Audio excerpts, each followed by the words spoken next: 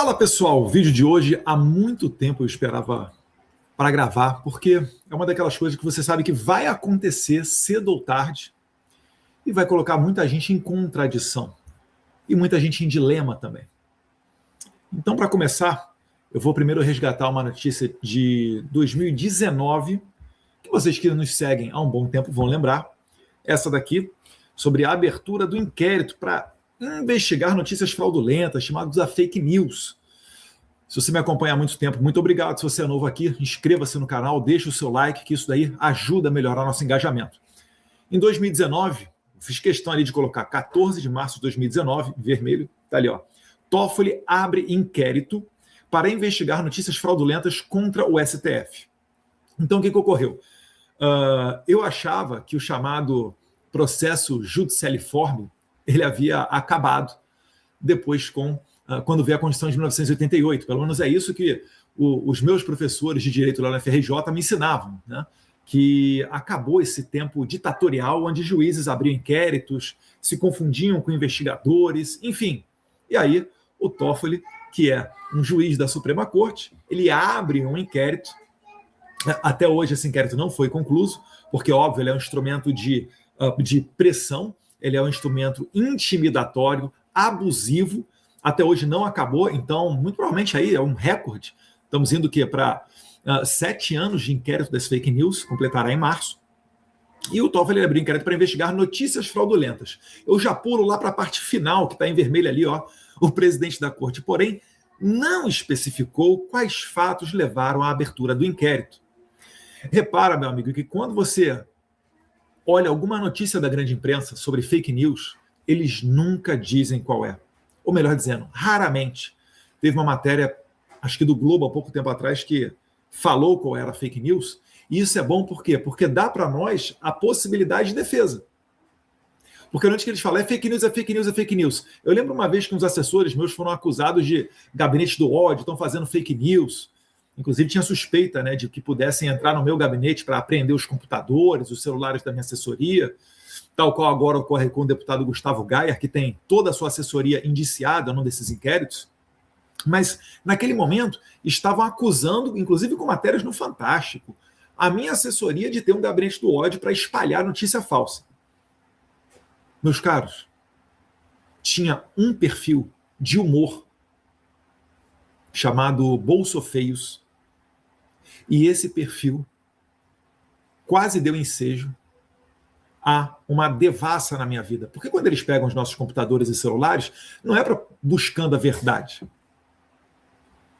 Porque se houvesse verdade, eles diriam tranquilamente qual era a fake news. Eles nunca dizem qual é.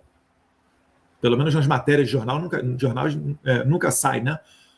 Normalmente, qual é a fake news. Porque senão nós poderíamos nos defender e mostrar a verdade. Só que eles já viram que isso daí faz com que nós cresçamos nas redes sociais.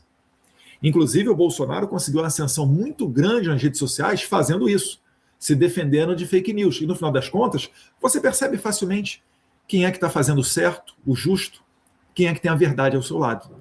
Tanto que até virou lema de campanha do Bolsonaro, né? João 8,32, conhecereis a verdade e a verdade vos libertará. E aí, se você seguir aqui no subtítulo, tem ali, né, que o Toffoli anunciou a abertura na sessão dessa quinta-feira, lá em 14 de março de 2019. E quem será o relator do processo? O instrutor Alexandre de Moraes. Esse aqui foi o principal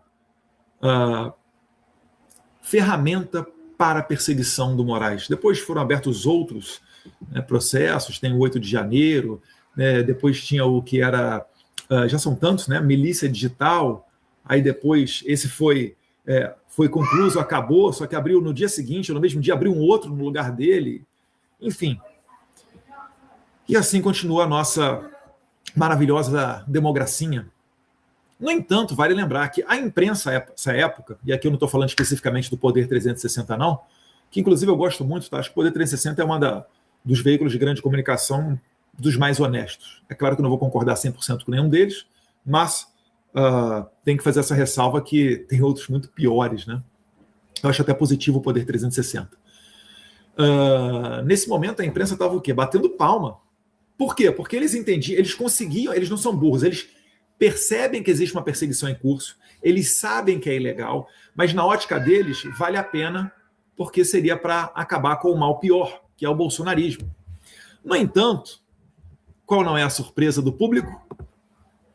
Hoje existe um novo inquérito, igualmente sigiloso, igualmente aberto pela Suprema Corte. Só que não vai ser para analisar os bolsonaros. Vai ser para botar quente em muitos outros, inclusive de centro. E aí eu começo a me perguntar, a imprensa, e o centro é bem relacionado com a imprensa, né? A imprensa, ela já começa a fazer algumas críticas à Suprema Corte. Gente da grande mídia, estou falando. E aí a gente começa a pensar, né? Será que vão fazer denúncias ao STF para que entre nas redações de jornal para aprender computadores? Porque esse inquérito aqui, ele é um inquérito que vai ser usado como ferramenta política, não tenho dúvida disso. O STF está no centro de um escândalo de corrupção, com essa questão toda aí do Banco Master. E no centro do núcleo duro está a esposa do Moraes. 130 milhões. Está melhor remunerada do que a maioria dos jogadores de futebol do mundo. Eu joguei futebol, pai. E aí, quem é que está do lado da esposa do Moraes? Por óbvio, o juiz Alexandre de Moraes. Teve ou não teve reunião com o Galípolo? Foi ou não foi no Banco Central advogar a favor do cliente da sua esposa? Isso está incomodando muita gente, inclusive dentro da própria Suprema Corte, não tem dúvida disso. Então o Moraes ficou muito confortável e... Só um instantinho. Ganhei aqui um reforço aqui no palco. E aí você começa a ver essa matéria, né? O monarca absoluto Alexandre de Moraes abre outro inquérito sigiloso. É a matéria do Mário Sabino, que já não está muito medindo as palavras. Daqui a pouco vai vir alguém falando que ele está destilando ódio, né? Talvez ele possa ter um gabinete do ódio do Metrópolis, não sei. Não sei se é o caso do Mário Sabino, que eu não conheço as posições, ou não lembro dos artigos dele à época, lá de 2019, sobre o inquérito das fake news, milícia digital e etc. Mas, de maneira geral, a gente há de concordar que houve muita benevolência da imprensa. E aí, a pergunta que eu faço é, o que vai acontecer? Vão começar a devassar a imprensa ou deputados, né, pessoas aqui que querem investigar essa questão do Banco Master? Ou... Calma, amigão. Deixa aqui. Ou será que, de uma vez por todas, haverá nesse país um mínimo de decência para parar os abusos do Alexandre de Moraes? Eu estou quase igual o Churchill aqui contra o Hitler, né? Se for contra o Moraes, estamos juntos. Eu faço... Calma aí, amigão, senta aqui.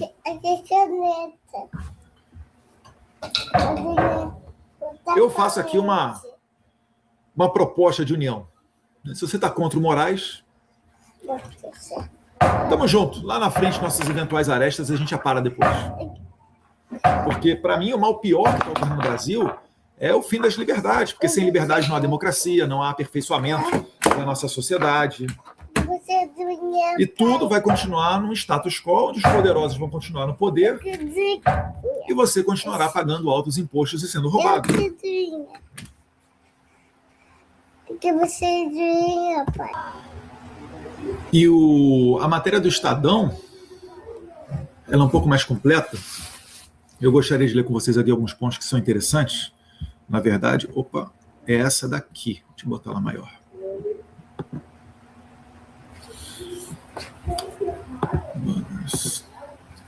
Olha, Moraes abre inquérito sigiloso para apurar se Receita e COAF vazaram dados de ministros do STF. Então, o que acontece? O Moraes ele ficou bravo porque expuseram um contrato de 129, alguma coisa, então arredondando aí para 130 milhões de reais, e quer saber como é que tiveram acesso a esses dados. Bem, quem primeiro expôs isso foi a jornalista Malu Gaspar, do Globo, de maneira muito corajosa, há de se dizer, porque o Moraes não gostou nem um pouco disso, Dom Pedro III. Então ele está querendo apurar, ver quem é que fez esse vazamento e vai tratar isso tudo, obviamente, no campo criminal, provavelmente devassando todo mundo que estiver no meio do caminho. E aí vai ser a hora de descer a consciência social para muita gente da imprensa, para perceber que não é só argumento bolsonarista lutar pela liberdade, né? Agora a água vai bater no seu próprio fiofó, como a gente sempre falou. Cedo ou tarde a ditadura vai chegar até você. Então vamos dar uma olhadinha aqui, dar uma analisada bem breve nessa matéria do Estadão. Começando a ler a matéria ali, eu fiz alguns recortes e coloquei embaixo. A abertura da investigação não foi solicitada pela PGR. Isso aqui já fere de morte, já é uma nulidade que fere de morte esse inquérito. Se existe uma parte acusatória, um polo ativo de um processo, e não foi ela que abriu a investigação, então o próprio juiz está fazendo o papel de acusador. Isso é violação do sistema acusatório. O sistema acusatório veio para separar os papéis, para não haver contaminação entre eles. Então, um defende, um julga e outro acusa. Quando você tem duas figuras aqui, no caso, julgador e acusador na mesma figura, você está tendo um sistema inquisitorial. Você está vivendo uma inquisição. Mas segue a matéria ali. E ainda diz ali no Estadão, né? Como é a praxe do tribunal. Já está dando uma cutucada ali no STF. Integrante da PGR informou que o órgão vai acompanhar a apuração. Então, uma PGR submissa, fraca e covarde vai ficar, né, acompanhando para, se o Moraes falar, valida isso, faz aquilo, aí o PGR vai e faz. Mas, por vezes, o Moraes nem vai fazer isso, atropela mesmo e dane-se, ninguém segura ele. O Senado, metade dos senadores são a favor da abertura de um impeachment de ministro do STF, mas até agora, ao que parece, não há vontade da casa em abrir definitivamente. Então, segundo o parágrafo, a gente continua lendo a matéria do Estadão. Segundo apurou a reportagem, a Receita questiona o inquérito, uma vez que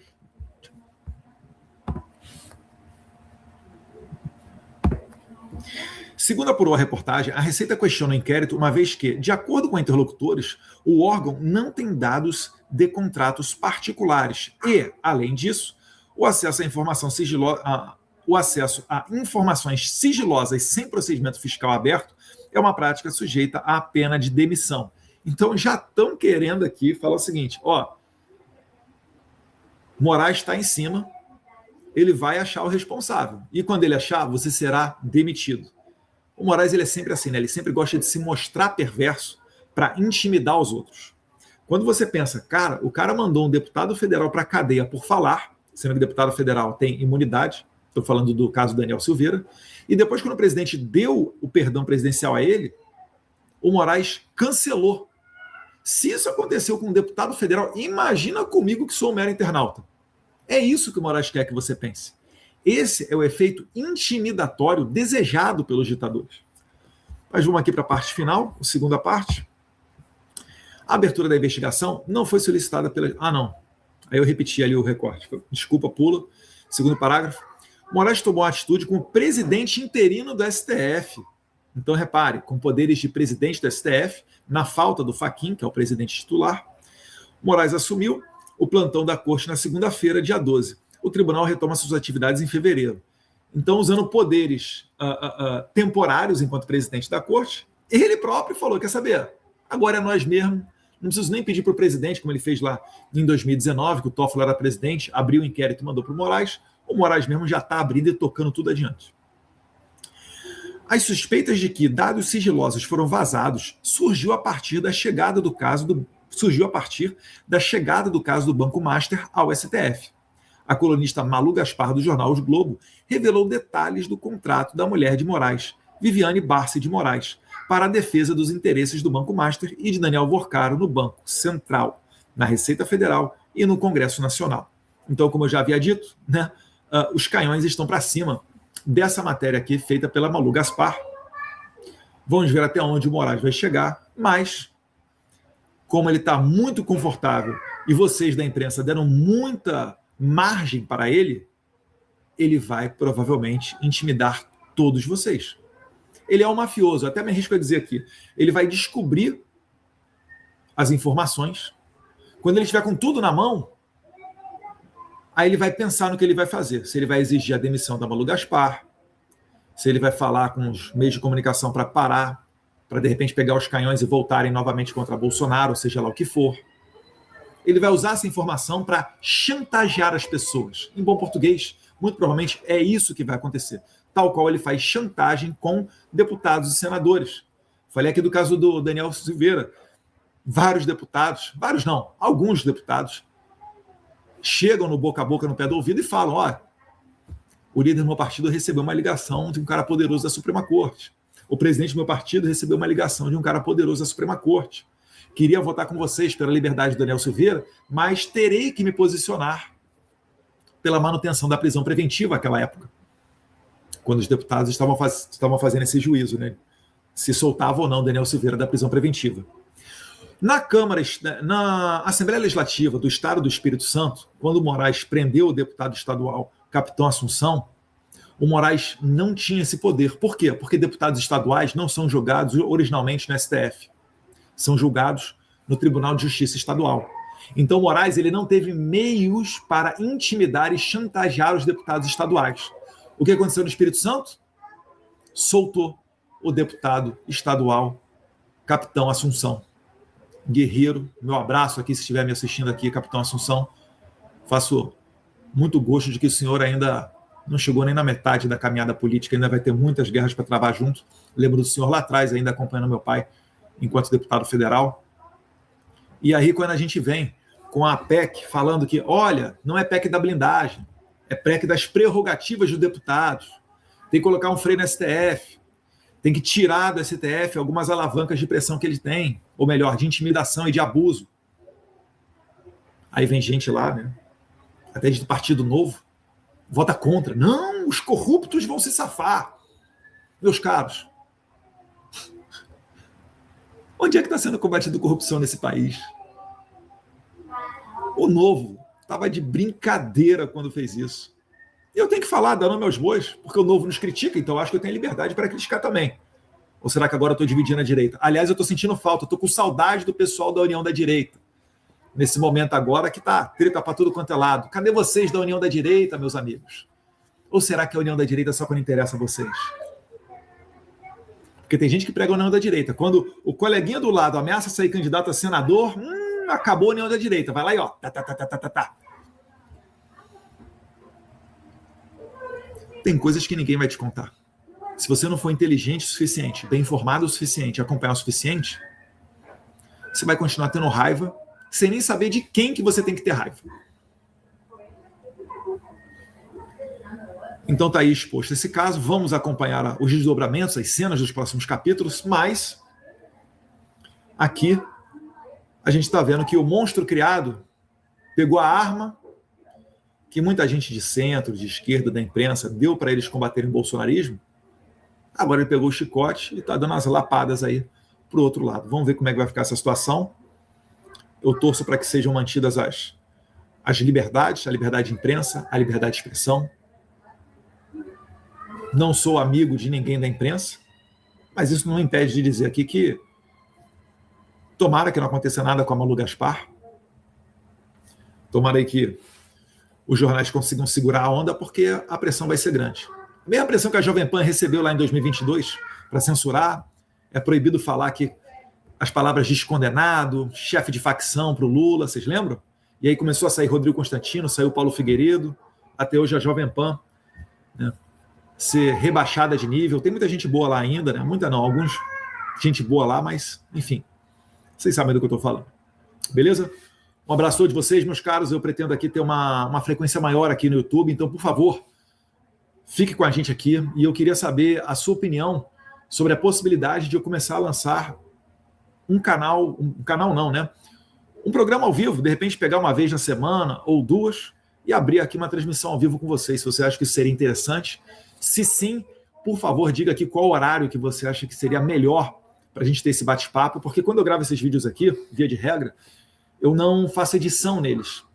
E se faço, eu faço muito pouca coisa, porque às vezes entra aqui alguma criança para interromper, mas eu faço muito pouca edição, então eu estou aqui pensando na possibilidade de começar a falar com vocês, a conversar, de ter uma hora fixa para um programa ao vivo, onde a gente possa interagir, inclusive eu ler comentários ao vivo, e assim a gente tenha uma proximidade maior. Porque aqui ninguém vai parar, não. Não parar, não precipitar, não retroceder. Quem resistir mais ganha. E pode ter certeza que nós venceremos. Um abraço, fiquem com Deus.